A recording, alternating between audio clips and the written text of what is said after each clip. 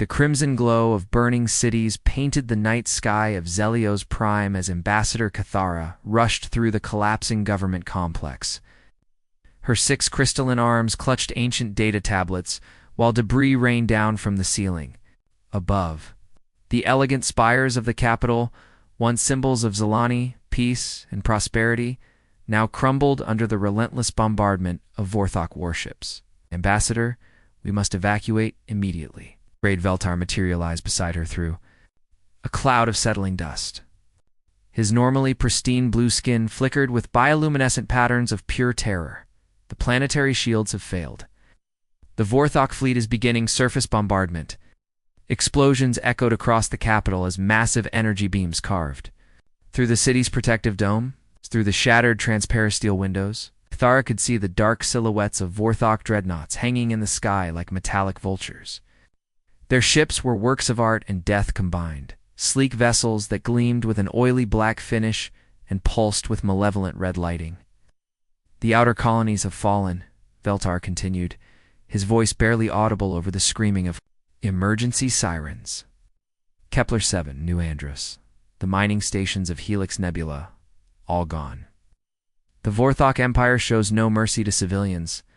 They're not conquering us, Ambassador. They're exterminating us." Cathara's multiple hearts pounded as she processed this information. The Zelani had been a peaceful species for over 2 millennia. Their technology focused on healing, exploration, and artistic expression. They had no military, no weapons of war, no concept of the systematic brutality now being unleashed upon them. The Vorthok had chosen them specifically because they were defenseless. "How long do we have?" she asked, her voice steady despite the chaos. "Our defense satellites estimate 6 hours before they begin targeting population centers directly, maybe less." Veltar's skin patterns shifted to deep purple, the color of despair among their people. Cathara 6. Arms trembled as she accessed the forbidden archives deep within the planetary core. These weren't the public records available to most government officials. These were the classified files, the ones that required her highest security clearance and biometric confirmation from all 6 of her hands. Simultaneously, ancient warnings flashed across the holographic displays that materialized around her. Reports from the early days of galactic civilization, when species first began making contact with each other. Most of it was standard diplomatic correspondence.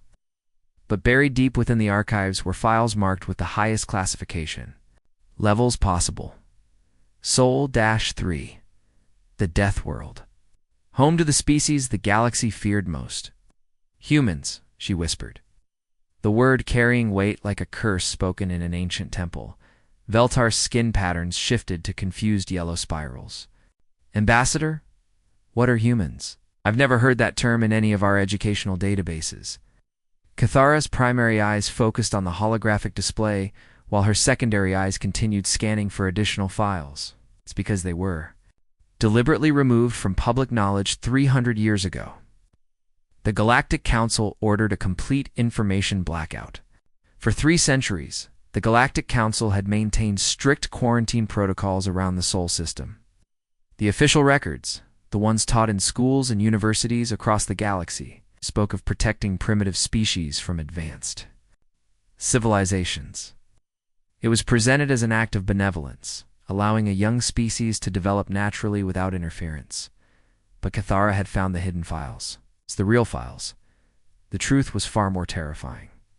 "Look at this," she said, manipulating the holographic interface to display a series of combat reports. "These are from the first contact incidents. When our exploratory vessels encountered human ships for the very first time, the reports were clinical, written in the dry language of military analysis, but the content was horrifying. Descriptions of human vessels that seemed primitive by galactic standards, but fought with a savagery that stunned civilized observers. Ships designed not for exploration or trade, but for war. Crews that treated space combat like some kind of blood sport. They call their homeworld a death world," Cathara continued, pulling up more files. "A planet where everything evolved to kill everything else. Predators hunting predators in an endless cycle of violence. And humans evolved at the top of that. Food chain. The building shook again as another Vorthok bombardment wave struck the city.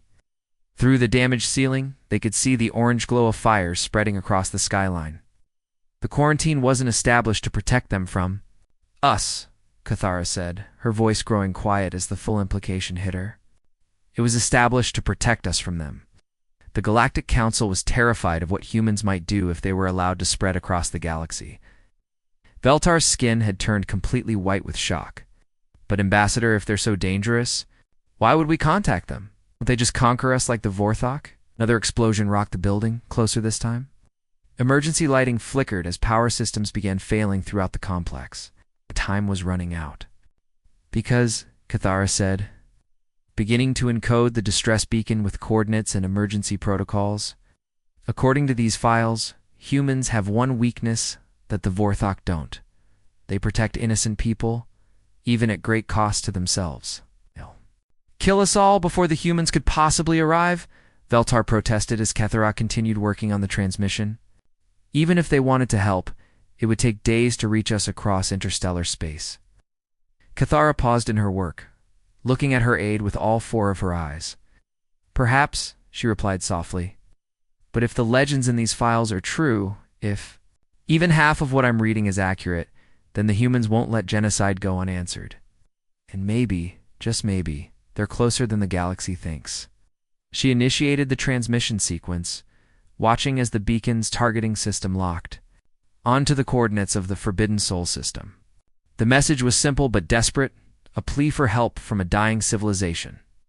Complete with tactical data about their attackers and the location of every Vorthok ship in the system, the beacon launched into hyperspace. Its exotic matter drive, tearing a hole in space-time itself, the small device would cross the galaxy in minutes, carrying with it the desperate hope of the Zilani people and a complete tactical assessment of their executioners. As the beacon disappeared into the swirling vortex of hyperspace, Cathara allowed herself one moment of hope. Somewhere in the darkness between stars, humanity was about to learn that the galaxy was no longer as peaceful as it had seemed during their long quarantine. Admiral Han Juwu stood on the bridge of the TDF flagship Iron Will, her dark eyes reflecting the blue glow of the massive tactical display that dominated the command center. The bridge was a testament to human engineering, all sharp angles, reinforced steel and redundant systems designed to keep fighting even when half destroyed. Unlike the elegant artistic vessels favored by other galactic civilizations, human ships were built for one purpose: war. The decoded alien transmission played for the third time, its translated words echoing through the bridge speakers. The voice of Ambassador Cathara carried desperation that transcended species barriers, a mother's plea for her dying children that needed no translation to understand.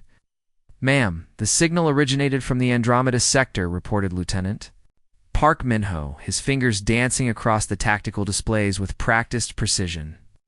The young officer had trained his entire life for this moment. First contact with hostile aliens. Long-range sensors are picking up massive energy signatures. Whatever's happening out there, it's big. We're looking at fleet movements involving hundreds of vessels. Around the bridge, the command crew worked in tense silence. These men and women had spent decades preparing for humanity's return to galactic affairs, running simulations and war games based on the limited data from humanity's first contact centuries ago. But simulations were one thing. This was real. Captain Kim Daeon stepped forward from the communications station, his weathered face grave.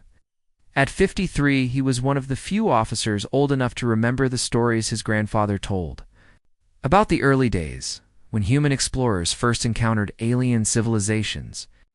"Admiral, we've run the transmission through every authentication protocol we have. Linguistic analysis, quantum signature verification, even psychological stress pattern recognition. This isn't a trap or some kind of test. These aliens are genuinely dying out there." Giwu nodded grimly, her mind already shifting into combat mode.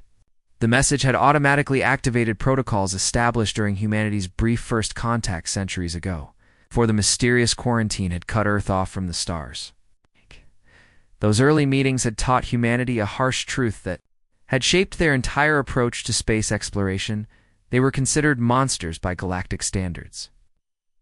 She asked, already knowing the answer, but needing to hear it confirmed. 93% operational readiness across all battle groups, Captain Kim replied. The 3rd Fleet just completed their training exercises near Titan, and the 5th Fleet returned from patrol yesterday. We can have a full battle group ready for deployment within 6 hours. We don't have 6 hours, Jiwoo said, studying the astronomical data flowing across her screens. Those aliens might not have 6 minutes if this Vorthok Empire is as ruthless as they claim. She turned to face the bridge crew, her voice carrying the authority of someone who had spent 20 years preparing for this moment. Signal Fleet. Command. Activate Protocol 7. All available vessels are to converge on Sol Station immediately. This is not a drill. The bridge erupted into controlled chaos as officers began implementing orders that had been theoretical for generations. Protocol 7 was humanity's ultimate contingency plan. The activation of their entire hidden fleet for immediate interstellar deployment. Within minutes, the void around Earth's moon began to blaze with the distinctive blue-white signatures of fusion drives coming online. The sight was breathtaking and terrifying. Humanity's secret had been well kept for over 2 centuries. Sleek destroyers emerged from asteroid bases that had been disguised as mining operations, their hulls gleaming, with fresh armor plating and weapon systems that incorporated lessons learned from centuries of human warfare. These weren't exploration vessels or peaceful research ships. They were predators designed to hunt and kill in the darkness between stars. Massive dreadnoughts, cloaked from Jupiter's shadow, where they had been hidden behind the gas giant's radiation signature for decades. Each one was the size of a small city, bristling with magnetic accelerator cannons and missile batteries that could crack planets. Their angular, aggressive designs made them look like metallic sharks emerging from deep water carrier wings launched.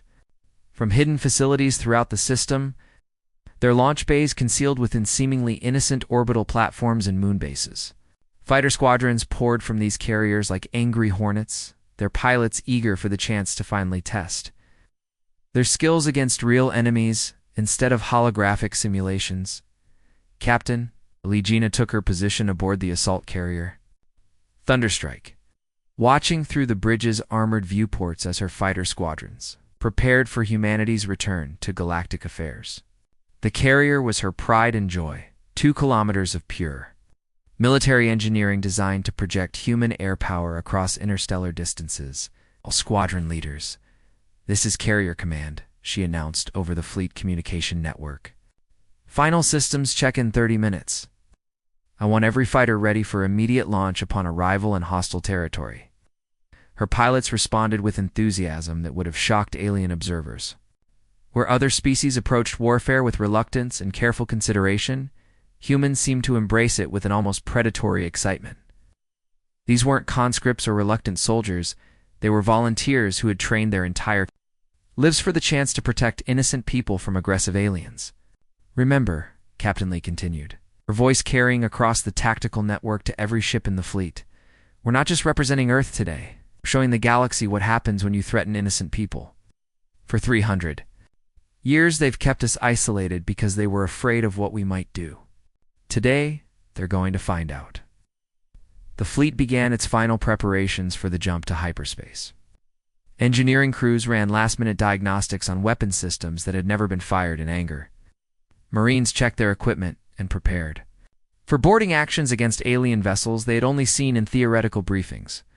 Fighter pilots ran through attack patterns that had been developed from studying everything from ancient aerial combat to modern space warfare tactics. Admiral Jiwoo stood at the center of it all, watching as humanity's hidden strength revealed itself. For generations, Earth had been portrayed as a quarantined world full of primitive beings who needed protection from advanced galactic civilization. The truth was exactly the opposite. The galaxy had needed protection from humanity. All vessels report ready for hyperspace jump, Captain Kim announced. Fleet formation holding steady, added Lieutenant Park from his tactical station. Giwoo looked out at the assembled armada over 200 warships representing the accumulated military might of a species that had been preparing for this moment.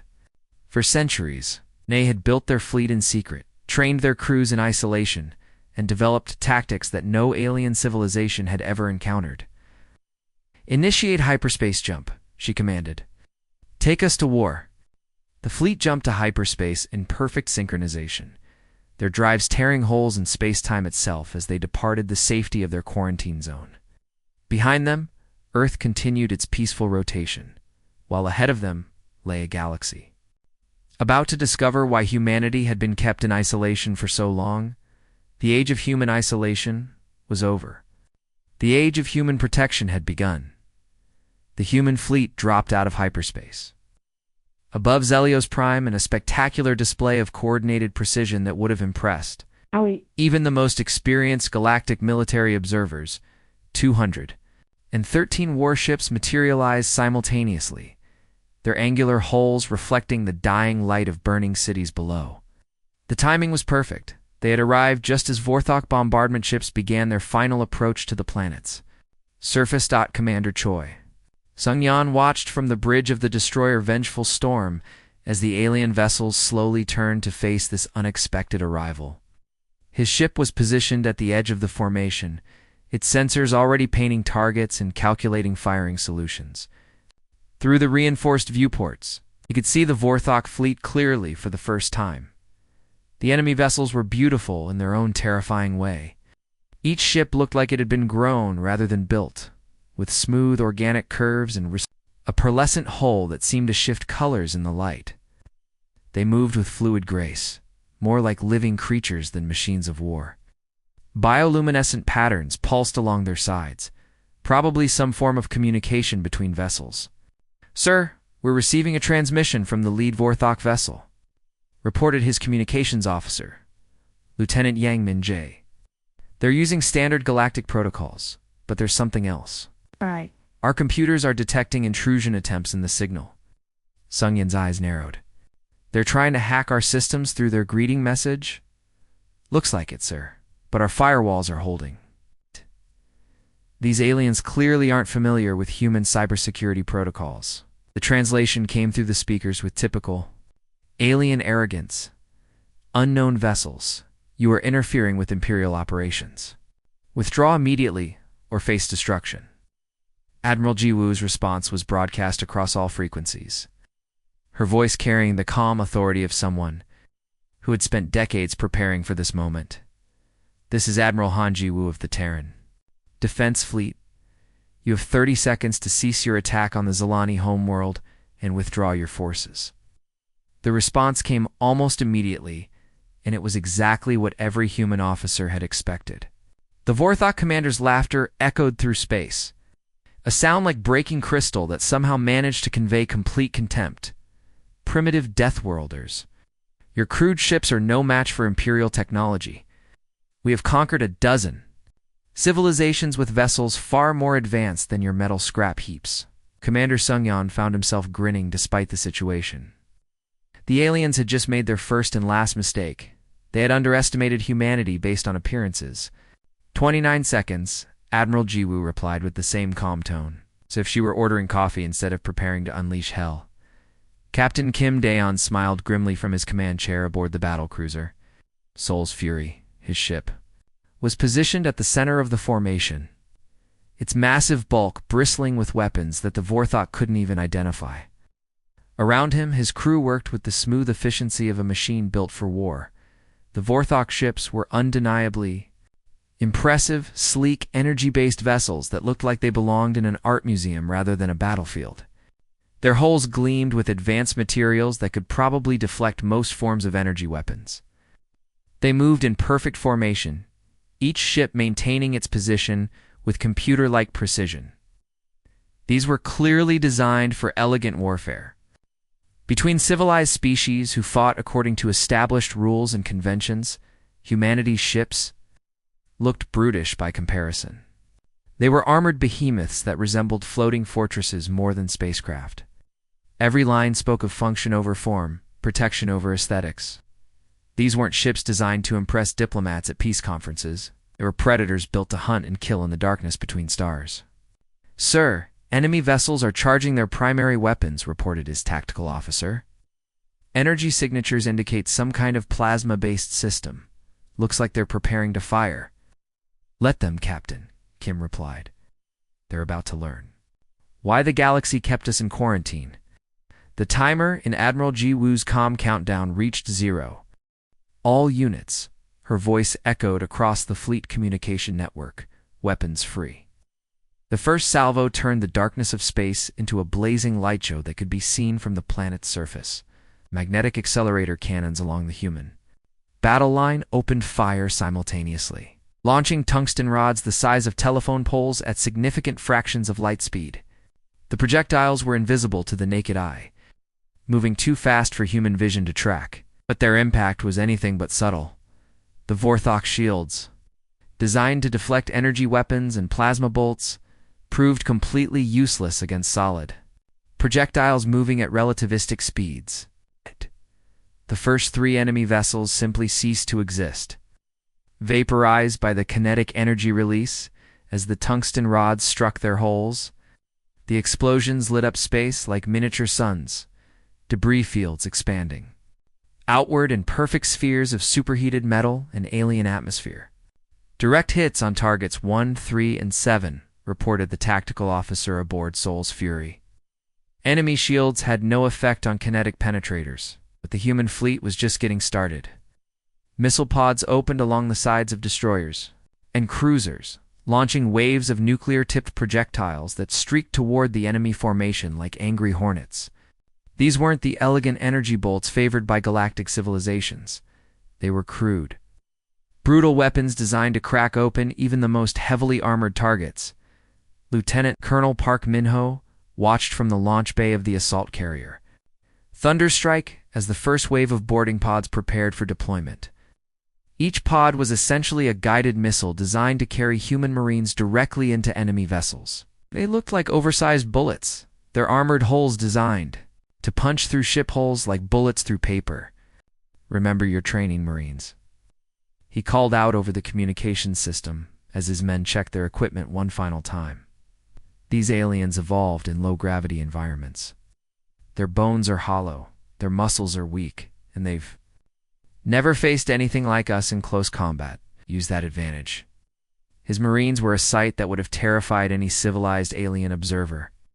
Each one was encased in powered armor that enhanced their already formidable strength and endurance. They carried weapons designed for fighting in the confined spaces of spacecraft, short-barreled kinetic rifles, explosive breaching charges, close combat weapons that could cut through alien hull materials like butter. The boarding pods launched, in perfect synchronization, their drives accelerating them toward the largest Vorthok vessels at speeds that would have killed unprotected humans.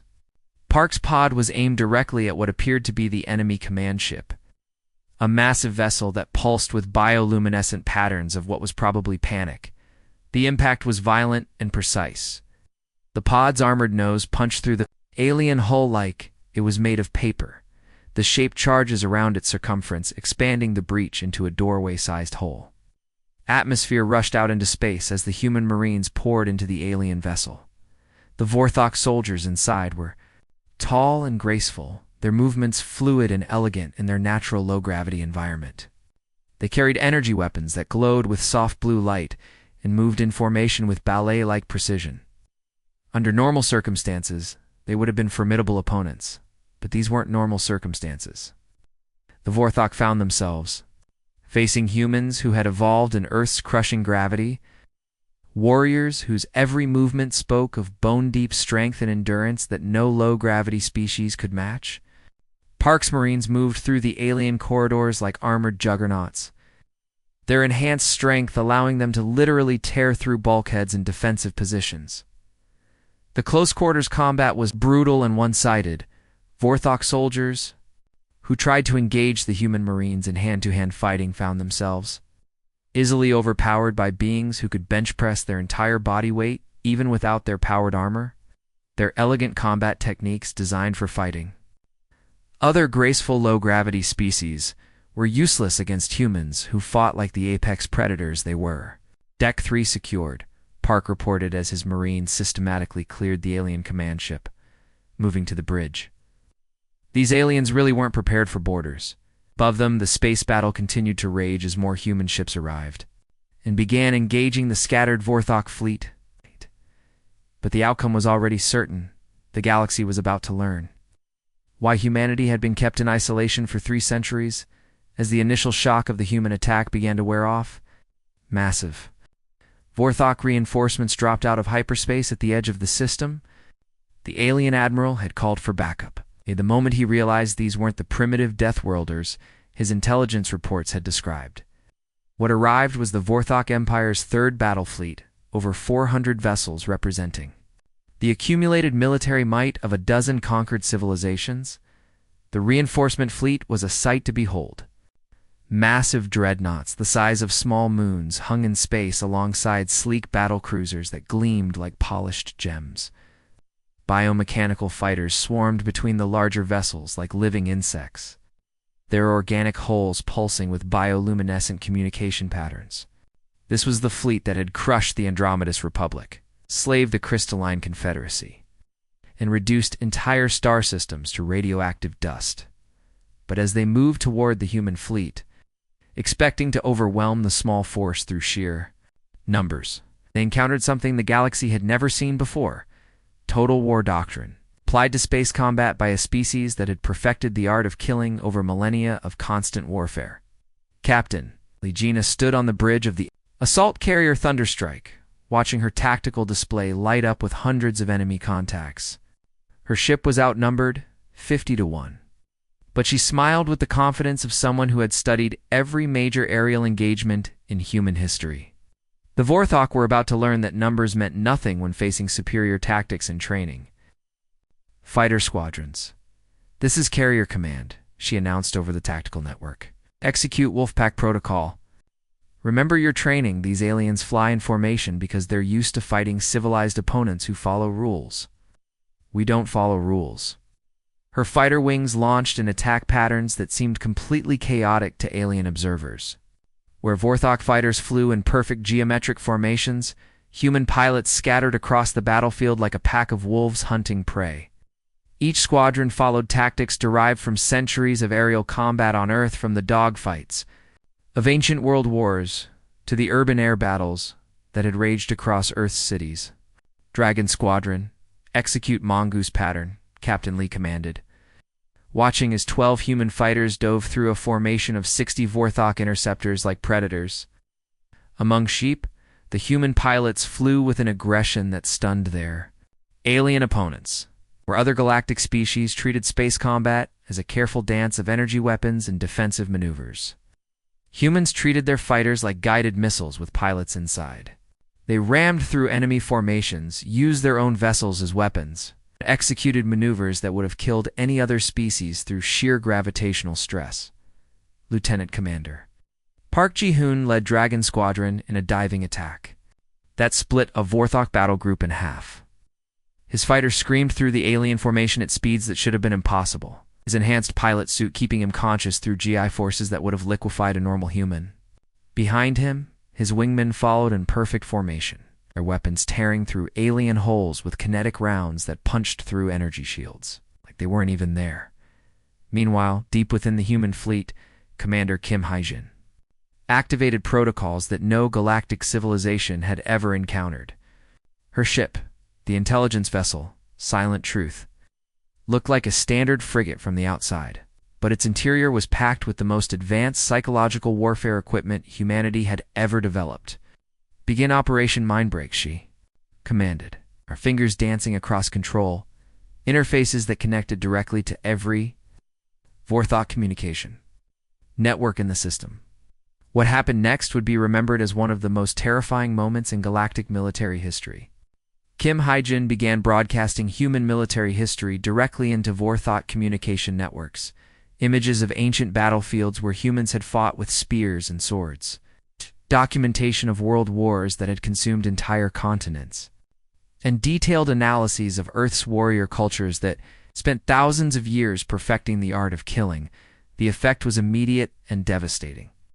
Vorthok crew members across the enemy fleet began accessing the transmitted data out of curiosity, then watched in growing horror as they learned about concepts their species had never encountered. Scorched Earth tactics, were humans destroyed. Their own cities, rather than let enemies capture them. Mutually assured destruction, where entire civilizations threatened to annihilate themselves and their enemies simultaneously. Total war where every civilian became a target and every resource became a weapon. "By the void," whispered one Vorthok communications officer as images of human battlefields filled his display. "They're not just warriors. They're apex predators that turned warfare into an art form." The psychological impact rippled through the alien fleet like a virus. Vorthok soldiers who had conquered dozens of star systems began abandoning their posts as they realized they weren't fighting a normal military force. They were facing a species that had survived countless wars on a planet where everything tried to kill everything else, and had emerged as the dominant predator. Through sheer brutality and tactical innovation, Admiral Jiwoo coordinated the evolving battle from the bridge of the Iron Will, her tactical displays showing the systematic destruction of the Vorthok reinforcement fleet. Her officers worked with machine-like efficiency, each one executing orders that followed battle plans developed over centuries of human conflict. "Captain Choi, take your destroyer squadron and hit their supply lines," she commanded, watching as her forces moved to execute a pincer maneuver that had been used successfully in naval battles for over 1,000 years. "I want their logistics network completely destroyed. No retreat, no resupply, no escape." Commander Choi Sung-in acknowledged the order and led his destroyers in a high-speed attack run that targeted the Vorthok support vessels. These ships carried fuel, ammunition, and replacement parts for the enemy fleet. Destroy them, and the entire enemy force would be stranded without resources. "Captain Lee, I want those carrier groups neutralized," Admiral Jiwoo continued. "Show them what?" "Deathworlders, due to those who threaten innocent civilians." The human attack was coordinated with a precision that impressed even their own officers. Every movement followed tactical doctrines that had been refined through millennia of human warfare. The Vorthok found themselves facing enemies who anticipated their every move, countered their every strategy, and exploited weaknesses they didn't even know they had. The Vorthok Admiral, watching his technologically superior fleet being systematically dismantled by primitive kinetic weapons and savage tactics, sent a desperate transmission toward his home system. "Request immediate reinforcement. Emergency protocols authorized." The humans, "They don't fight like civilized beings. They fight like demons born from the void itself." His voice carried panic that his crew had never heard before. This was a commander who had overseen the conquest of entire star systems, who had reduced civilizations to ash without a moment's hesitation. But now he faced an enemy that fought with a brutality and tactical sophistication that exceeded anything in his experience. "Sir," his tactical officer reported, his crystalline skin flickering with patterns of terror, "we're detecting massive energy signatures from the human fleet. They're preparing some kind of coordinated strike." But the Admiral's desperate call for reinforcements would never be answered. Unknown to the Vorthok command, Captain Kong Minseok's stealth squadron had been operating in the outer system since the battle began. His ships were invisible to alien sensors, their hulls coated with materials that absorbed energy across the entire electromagnetic spectrum. "All targets acquired," Kong reported over the encrypted tactical network. Commencing simultaneous strike on communication relays, his squadron struck with surgical precision, their weapons destroying every Vorthok communication array in the system within minutes. The enemy fleet was now completely cut off from their empire, trapped in a star system with an enemy that had turned warfare into a science and killing into an art form.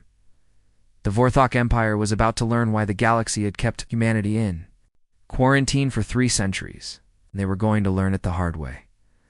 The Battle of Zelios Prime ended not with the gradual defeat that characterized most galactic conflicts, but with complete and sudden surrender that shocked observers. Across the known galaxy, the Vorthok Empire, having watched over 60% of their invasion fleet, transformed into glowing debris fields in less than 4 hours. Transmitted an unconditional ceasefire request on all frequencies, Admiral Giwu stood on the bridge of the Iron Will, watching as the surviving Vorthok vessels powered down their weapons and began broadcasting surrender codes. Around her, the bridge crew maintained their positions with professional discipline, but she could see the mixture of relief and pride in their faces Humanity had just announced its return to galactic civilization in the most dramatic way possible. Admiral, we're receiving multiple surrender transmissions from the remaining Vorthok fleet, reported Lieutenant Park Minho. They're requesting permission to retrieve survivors and withdraw from the system. Grant permission for search and rescue operations only, Jiwoo replied. Any vessel that powers up weapons or attempts to leave the system will be destroyed immediately. Aftermath of the battle was unlike anything the galaxy had ever witnessed. Human ships moved through the debris fields with practiced efficiency, their crews performing search and rescue operations that saved both Zilani and Vorthok lives with equal dedication. This wasn't the behavior of conquering warriors, it was the action of protectors who valued life, even in the midst of war. Ambassador Kethera materialized aboard the Iron Will via her species' quantum teleportation technology. Her crystalline form still trembling from the trauma of watching her homeworld nearly destroyed. The Zilani diplomat had lived through the most terrifying day of her species' peaceful existence. But the humans had saved them from extinction. Her 6 arms moved in complex patterns as she approached Admiral Gu, a gesture that translated roughly to profound gratitude mixed with deep respect. But her primary eyes reflected something else, a fear that hadn't existed before the battle began. Admiral Jiwoo, she began, her translated voice carrying emotions that no human ear had. Ever heard before? On behalf of the Zilani Confederation and the 3 billion lives you saved today, I offer our eternal gratitude. Your species has done something that our own military could never accomplish. You stopped the Vorthok Empire in a single engagement. Jiwoo nodded respectfully, but she could sense the unspoken question in the ambassador's demeanor. But you want to know why we were really quarantined, don't you? Kethera's skin pattern shifted to deep blue, the color of profound curiosity among her people. The official records spoke of protecting primitive species from advanced civilizations. But after witnessing your fleet in action, I realized those records were lies. Your technology, your tactics, your coordination, none of it is primitive. So I must ask, why were your people truly isolated from the galactic community? Admiral Jiwoo gestured toward the main tactical display, which showed a 3-dimensional representation of the battle that had just concluded. The debris field. That had once been the Vorthok fleet stretched across thousands of kilometers of space. Each piece of wreckage representing the remains of vessels that had conquered entire star systems. Captain Kim Daeon stepped forward from his position at the weapons control station, his weathered face serious. He was old enough to remember the stories from humanity's first contact with galactic civilization. Tales passed down from officers who had witnessed the fear in alien eyes when they learned what humans were capable of. The quarantine wasn't established to protect you from us, Ambassador, he explained. It was designed to protect us from becoming what you needed us to be today. For 3 centuries, we've been preparing for this moment, building ships, training crews, developing tactics. But we hoped we'd never have to use them. Over the following weeks, as news of the Battle of Zelios Prime spread across the galaxy through quantum communication networks, a new order began to emerge from the ashes of the old. The footage of human ships systematically dismantling the Vorthok fleet was broadcast on every major news network, analyzed by military experts, and discussed in hushed tones in government chambers across hundreds of worlds. The Vorthok Empire, faced with the terrifying reality of human military capability, sued for peace within days of the battle. Their emperor, a being who had ruled through fear and superior technology for over 2 centuries, suddenly found himself negotiating with a species that treated warfare like a science and had turned violence into an art form. Claims to conquered territories, the Vorthok surrender document read. We acknowledge the sovereignty of all peaceful civilizations and pledge to cease all military expansion immediately. But the Vorthok weren't the only ones paying attention. Across the galaxy, other aggressive civilizations quietly abandoned their expansion plans, recalled their invasion fleets, and began reviewing their military strategies. The Krillian hegemony canceled their planned assault on the peaceful Worlds Alliance. The Machine Collective suspended their processing of organic worlds. Even the ancient Devourer swarms retreated deeper into dark space. Admiral Ji Woo established the signing ceremony for the Terran Protectorate Accords on the rebuilt capital of Zelios Prime, a park where Zelani children had played before the Vorthok invasion. The symbolism was intentional. Humanity's protection would allow peaceful civilizations to continue their innocent lives without fear of aggressive neighbors. Representatives from dozens of species attended the ceremony, their various forms creating a rainbow of galactic diversity. Some were crystalline, like the Zelani. Others were gaseous beings contained in mechanical suits. And a few were energy-based life forms that communicated through controlled electromagnetic pulses. "We didn't come to the stars to be conquerors," Admiral Ji Woo announced to the assembled alien ambassadors, her words translated into hundreds of languages simultaneously. "But we won't allow tyrants to prey on the innocent. The galaxy now has guardians, whether it wants them or not." The agreement was elegantly simple. Humanity would provide military protection to peaceful species in exchange for technological cooperation, cultural exchange, and mutual defense treaties. Any civilization that threatened the innocent would face the combined might of the Terran defense. Fleet and their allies, Commander Choi Sung-yin, walked through the rebuilt parks of Zelios Prime 3 months after the battle, watching as alien children played games that mixed human and Zelani traditions. As Marines, tough warriors who had fought in the vacuum of space, now spent their shore leave teaching alien youngsters how to play Earth games like soccer and basketball. "You know what's funny, sir?" asked Sergeant Major Lee Hein-woo, watching as a group of young Zelani tried to understand the rules of baseball. 6 months ago, the galaxy was terrified of us. Now they're asking us to teach their kids how to hit a curveball. Sung-yin smiled as he watched the children's laughter echo across the park. Perhaps the galaxy's greatest monsters had indeed become its most necessary protectors. The Zelani Confederation had become humanity's first ally in this new interstellar order. But they wouldn't be the last in the depths of space.